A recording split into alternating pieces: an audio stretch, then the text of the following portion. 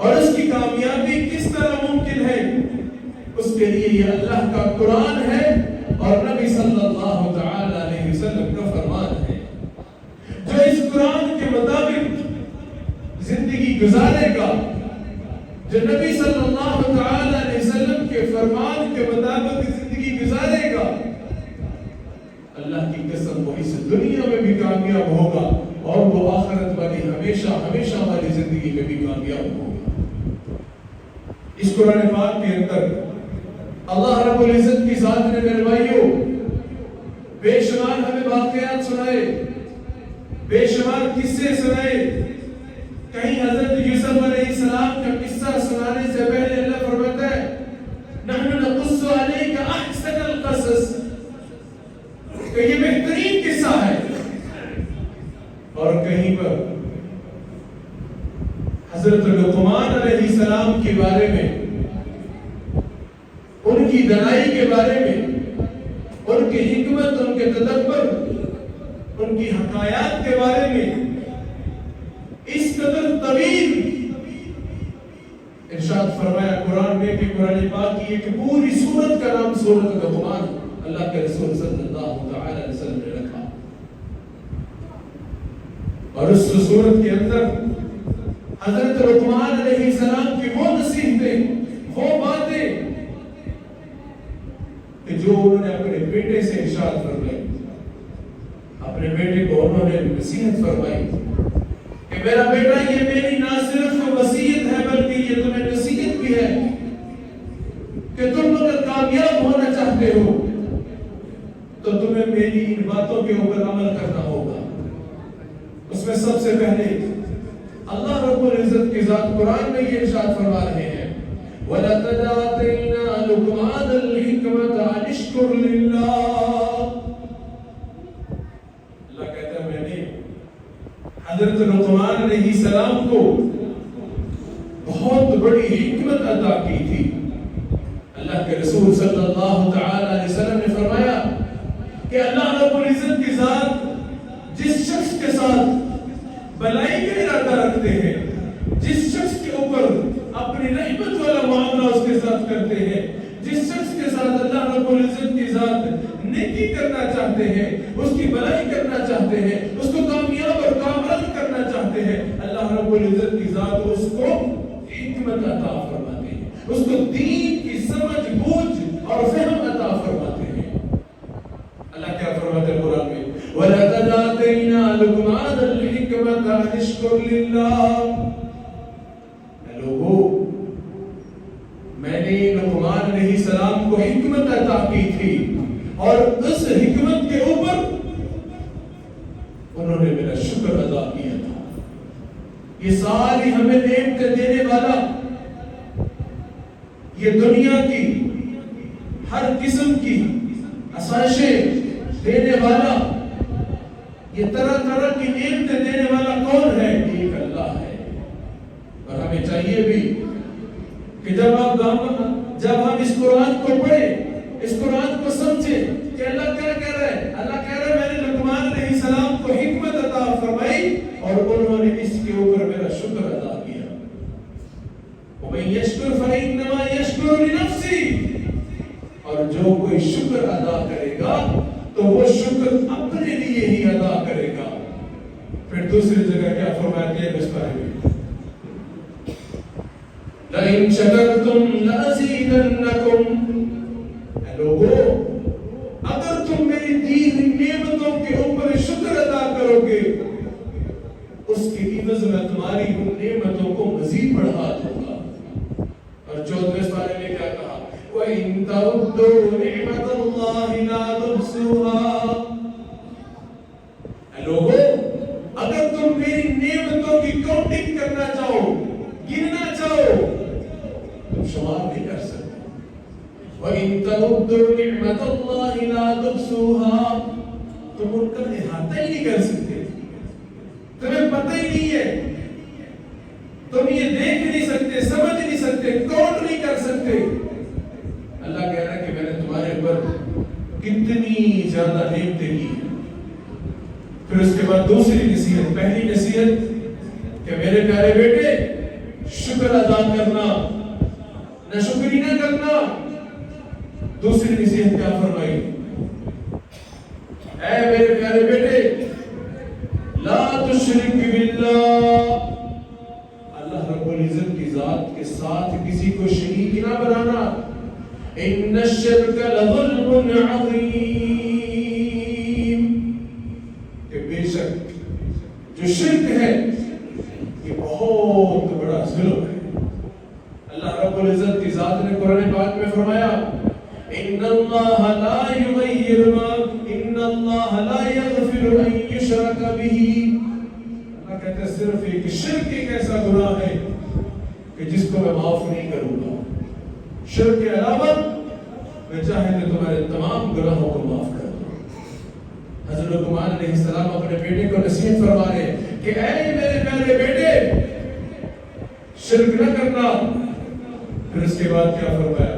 وَوَصَّيْنَا الْإِنسَانَ بِوَالِدَيْهِ، اے میرے پیارے بیٹے، اپنے ماں باپ کے ساتھ حسن سلوک سے پیش آنا، ان کا ادب و احترام کرنا، ان کی آواز سے اپنی آواز کو اونچا نہیں کرنا، ان کے سامنے اپنے کندھوں کو جھکا کے رکھنے،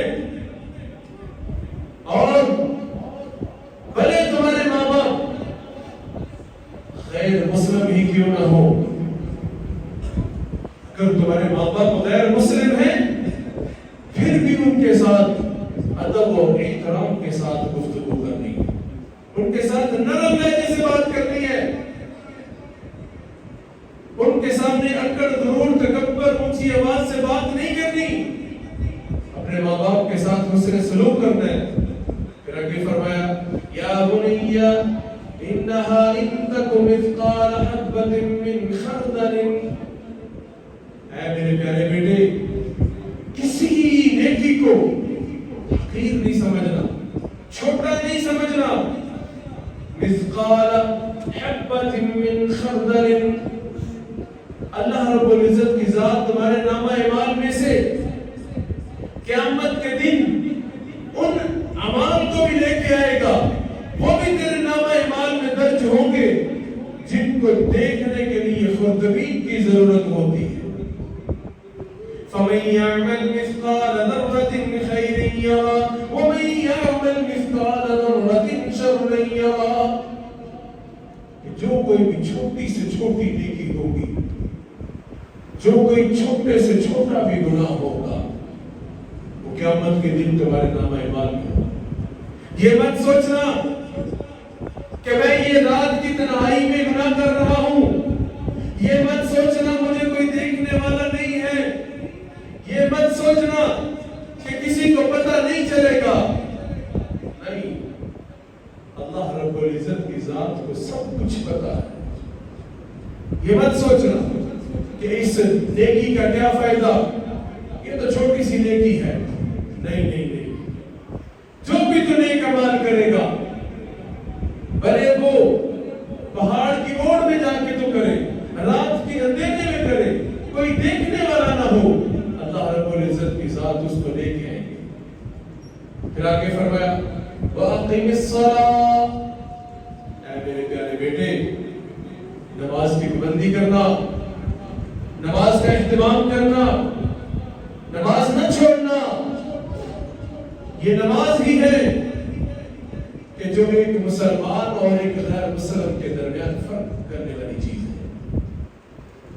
میرے بھائیوں، جس کی نماز نہیں، اس کا دین نہیں، اس کا اسلام نہیں، اس کا کچھ بھی نہیں۔ آپ کو یہ الفاظ بڑے سخت لگ رہے ہوں گے، لیکن یہ حدیث مبارکہ کا مفہوم ہے۔ اللہ کے رسول صلی اللہ تعالی علیہ وسلم نے فرمایا کہ دین اسلام کے اندر نماز کو وہی مقام حاصل ہے جو انسانی وجود کے اوپر انسان کے سر کو مقام حاصل ہے۔ اب اگر کوئی انسان ہو، اس کے جسم کے اوپر سر نہ ہو، سر کٹا انسان ہو، اس کو کون انسان ماننے کے لیے تیار ہوگا؟ اور میرے بھائیوں، جس کی زندگی میں نماز نہیں ہے، جس کی زندگی میں نماز نہ ہوگی، یہی تو ایک چیز ہے کہ قرآن پاک میں جس کے اوپر سب سے زیادہ زور دیا اللہ کے رسول صلی اللہ تعالی علیہ وسلم وضاحت دنیا سے پردہ فرما رہے ہیں، آخری لمحات ہیں، لیکن پھر بھی زبان اطہر کے اوپر ایک ہی الفاظ ہے، الصلاۃ الصلاۃ الصلاۃ وما ملکت ایمانکم۔ دیکھو لوگوں، نماز نہ چھوڑنا، نماز نہ چھوڑنا، نماز نہ چھوڑنا، اور اپنے ماتحتوں کے ساتھ، اپنے غلاموں کے ساتھ نیک سلوک کرنا۔ بہرحال بات ہو رہی ہے حضرت لقمان علیہ السلام کی اپنے بیٹے کو، جو انہوں نے نصیحتیں کی، جو اللہ رب العزت کی ذات کو اتنی پسند آئی، اتنی اچھی لگی، باپ بیٹے کی یہ گفتگو اللہ رب العزت کی ذات نے قیامت تک کے لیے قرآن کا حصہ بنا دیا۔ آگے کیا فرمایا؟ وَأْمُرْ بِالْمَعْرُوفِ وَانْهَ عَنِ الْمُنْكَرِ۔ اے میرے پیارے بیٹے، لوگوں کو نیکی کی دعوت دیتے رہنا، لوگوں کو برائی سے روکتے رہنا، خود بھی نیک کام کرنا اور دوسرے لوگوں کو بھی نیکی کی دعوت دینا، خود بھی گناہوں سے بچنا، دوسرے لوگوں کو بھی گناہوں سے بچنے کی دعوت دیتے رہنا۔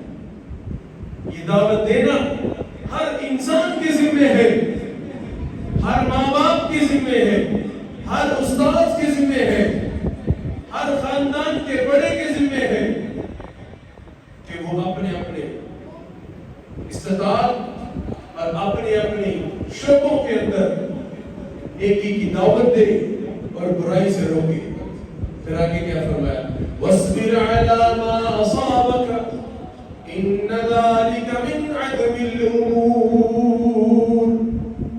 اے میرے پیارے بیٹے، اگر نیکی کی دعوت دیتے، اگر برائی سے روکتے، تمہیں کوئی پریشانی آ جائے، کوئی دکھ پہنچے، کوئی تکلیف پہنچے، کوئی مصیبت پہنچے، تو پھر تم نے کیا کرنا ہے؟ پھر تم نے صبر کرنا ہے۔ وَاصْبِرْ عَلَى مَا أَصَابَكَ، ان مصائب کے اوپر، ان پریشانیوں کے اوپر، ان دکھ تکلیف کے اوپر صبر کرنا ہے۔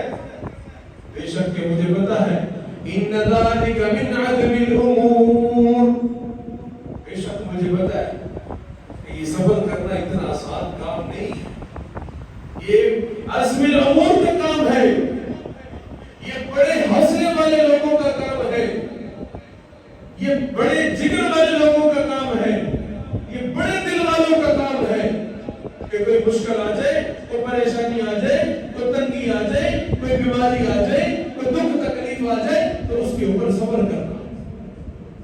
ورنہ عموماً کمزور ایمان والے لوگ ایک ہلکی سی پریشانی کے اوپر، ایک ہلکے سے درد کے اوپر، ایک ہلکی سی تکلیف کے اوپر اپنی زبان سے ناشکری کے کلمات کہنا شروع کر دیتے ہیں۔ اس کے لیے کیا فرمایا کہ اے میرے پیارے بیٹے، صبر کا مظاہرہ کرنا، صبر کے دامن کو اپنے ہاتھ سے نہیں چھوڑنا۔ میرے بھائیو، آپ پورے کا پورا قرآن پڑھ کے دیکھیں، اللہ رب العزت کی ذات نے قرآن پاک میں نماز پڑھنے کا حکم دیا ہے، لیکن یہ نہیں کہا نہ نماز پڑھنے والوں کے ساتھ ہو۔ روزہ رکھنے کا حکم دیا ہے، یہ نہیں کہا نہ روزہ رکھنے والوں کے ساتھ ہو۔ حج کرنے کا حکم دیا ہے، یہ نہیں کہا نہ حج کرنے والوں کے ساتھ ہو۔ جہاد کا حکم دیا ہے، صدقہ خیرات کرنے کا حکم دیا ہے، ذکر اذکار کرنے کا حکم دیا ہے، لیکن کسی بھی عمل کے بارے میں یہ نہیں فرمایا کہ لوگوں نماز پڑھو میں نماز پڑھنے والوں کے ساتھ ہوں، حج کرو میں حج کرنے والوں کے ساتھ ہوں، زکات دو میں زکات دینے والوں کے ساتھ ہوں، روزے رکھو میں روزے رکھنے والوں کے ساتھ ہوں، جہاد کرو میں جہاد کرنے والوں کے ساتھ ہوں، ذکر کرو میں ذکر کرنے والوں کے ساتھ ہوں۔ لیکن جب باری ہے صبر کی تو اللہ رب العزت کی ذات نے فرمایا ان اللہ مع الصابرین، اے صبر کرنے والے پریشان نہیں ہونا، تیرے ساتھ میں ہوں۔ حضرت لقمان کیا نصیحت فرما رہے ہیں؟ وَاصْبِرْ عَلَى مَا أَصَابَكَ إِنَّ ذَلِكَ مِنْ عَزْمِ الْأُمُورِ۔ اے میرے پیارے بیٹے، اگر کوئی مشکل پریشانی دکھ تکلیف آ جائے تو تمہیں صبر کرنا ہے۔ پھر آگے کیا فرمایا؟ وَلَا تُصَعِّرْ خَدَّكَ لِلنَّاسِ، یہ ہمارے معاشرے کا، ہماری سوسائٹی کا ایک بہت بڑا تلخ عمل ہے کیا بتایا؟ وَلَا تُصَائِرْ خَدَّكَ لِلنَّاسِ، لوگوں کے ساتھ اسمائلنگ فیس کے ساتھ بات کرنا، مسکراتے ہوئے چہرے کے ساتھ بات کرنا. لوگوں کے ساتھ بات کرتے وقت اپنے چہرے کے اوپر ناگواری کی آثار نہیں لے کے آنے، متھے بٹ پا کے کسی نے گل نہیں کرنی، بھلے وہ تمہارا اس کے ساتھ کسی بھی قسم کا اختلاف ہو، تمہارا مذہبی اختلاف ہو، تمہارا سیاسی اختلاف ہو، معاشرتی اختلاف ہو، معاشی اختلاف ہو، کوئی بھی اختلاف ہو، ملکی ہو غیر ملکی ہو، لیکن جب گفتگو کرنی ہے، لوگوں کے ساتھ جب بات چیت کرنی ہے تو مسکراتے ہوئے چہرے کے ساتھ بات کرنی ہے. اور اللہ کے رسول صلی اللہ تعالی علیہ وسلم قربان جائے، میرے ماں باپ قربان یا رسول اللہ، اللہ کے رسول صلی اللہ تعالی علیہ وسلم نے فرمایا کہ لوگوں کے ساتھ مسکرا کر بات کرنا بھی صدقہ ہے. لوگوں کے ساتھ مسکراتے چہرے کے ساتھ بات کرنا بھی صدقہ ہے. میرے بھائی، اس صدقے کے اوپر کوئی پابندی نہیں ہے، اس صدقے کے اوپر کوئی ٹیکس نہیں ہے کہ جس سے بھی آپ ملو بھلے آپ کو نہیں اچھا لگتا، آپ کو اس کے ساتھ اختلاف ہے، رکھیں، آپ کو حق ہے، لیکن ایسا نہ ہو کہ کوئی آپ سے ملنے کے لیے آیا ہے، وہ سلام کے لیے آگے ہاتھ کر رہا ہے، آپ چہرہ ادھر کر رہے ہیں. العزت کی ذات قرآن میں فرما رہے ہیں وَلَا تُصَائِرْ خَدَّكَ لِلنَّاسِ، کہ لوگوں کے ساتھ اپنے چہرے کے اوپر ناگواری لا کے بات نہیں کرنی. پھر آگے فرمایا إِنَّ اللَّهَ لَا يُحِبُّ كُلَّ مُخْتَالٍ فَخُورٍ، کہ بے شک جو اکڑ کر چلتے ہیں، بے شک جو غرور اور تکبر کرتے ہیں، جو اپنے حسن پر، جو اپنے مال و دولت پر، جو اپنے عہدے پر، جو اپنی شہرت پر اتراتے ہیں، غرور اور تکبر کرتے ہیں، بڑی کوٹھی، بڑی گاڑی، بڑا عہدہ، بڑی شہرت کے اوپر جو لوگ غرور اور تکبر کرتے ہیں، ان اللہ لا یحب کل مختال فخور، اللہ رب العزت کی ذات ان کو پسند ہی نہیں کرتے. پھر آگے کیا فرمایا؟ اغضض من صوتک، ٹائم چونکہ تھوڑا ہے، میری کوشش ہے کہ یہ ساری نصیحتیں آج کمپلیٹ ہو جائیں. یہ آخری ہے، باقی اور بھی ہیں لیکن اہم میں سے یہ آخری ہے. اغضض من صوتک ان انکر الاصوات لصوت الحمیر. میرے پیارے بیٹے، جب گفتگو کرنی ہے تو دھیمی آواز کے ساتھ گفتگو کرنی ہے، آرام سے گفتگو کرنی ہے. آپ جس کے ساتھ گفتگو کر رہے ہو، جس کے ساتھ آپ مخاطب ہو، جس سے بات چیت کر رہے ہو، اگر وہ اکیلا ہے اتنی اونچی آواز میں بات کرو.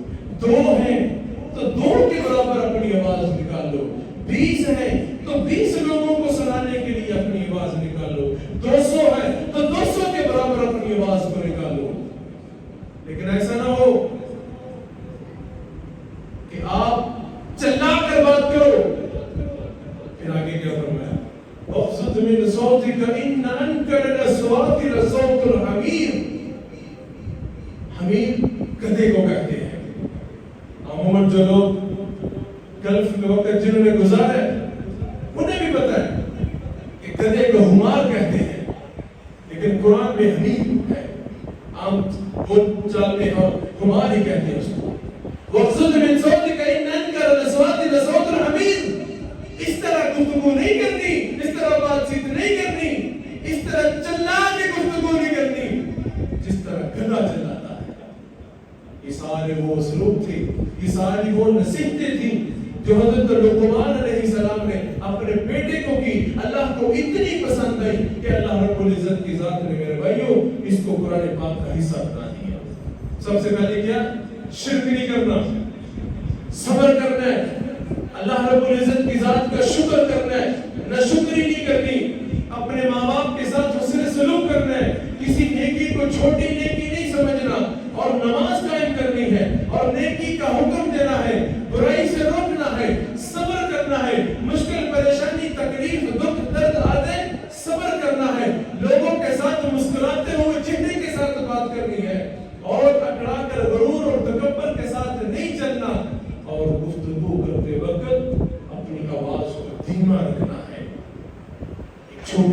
مختصر ساری بات، پھر اس کے بعد سنتوں کا ٹائم ہو جائے گا۔ فرعون نے دعویٰ کیا انا ربکم الاعلی، میں سب سے بڑا خدا ہوں، میں سب سے بڑا اللہ ہوں، میں سب سے بڑا رب میں ہوں۔ اس فرعون کی طرف جب اللہ رب العزت کی ذات حضرت موسیٰ علیہ السلام کو دعوت دے کر بھیج رہے ہیں، جاؤ اس سے بات کرو، اس نے کیا دعویٰ کر دیا؟ انا ربکم الاعلی، میں بڑا رب ہوں۔